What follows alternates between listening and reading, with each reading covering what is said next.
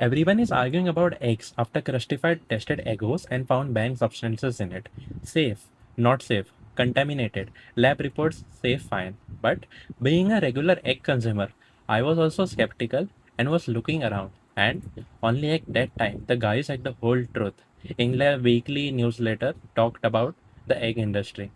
Everyone needs to know about this to know how the things are actually working out in the egg industry. So, the egg business in India is not black or white, it is grey.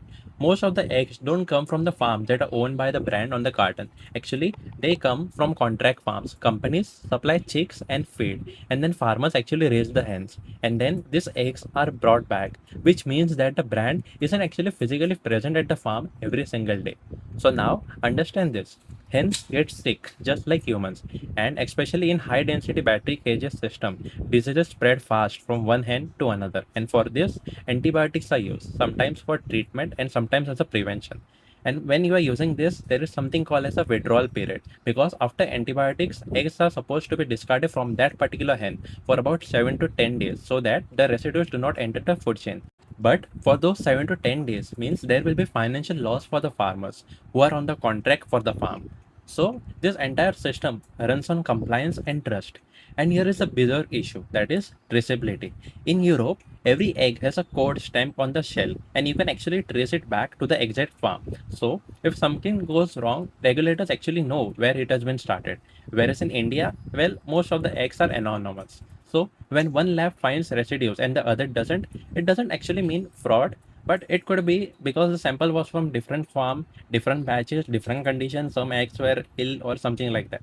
So that is how a low transparency supply chain behaves in real life. So now listen carefully. If any brand fails testing, that is actually not acceptable, period. Food safety is non-negotiable and should be at the top standard always. But contamination can happen at a batch level for one farm, one cycle, or even one breakdown in the protocol can cause it. And as a consumer, you don't owe blind loyalty to any brand. So if you're using a brand that failed the test, I will recommend you to switch it out. Let the market revolve accountability. Eggs are not evil, but the system producing them is imperfect, especially in the country like India. And the more you understand how it works, the harder it is to manipulate you with the half truths. Food is biology, but it is also economics. And economics is never black and white, it can be gray.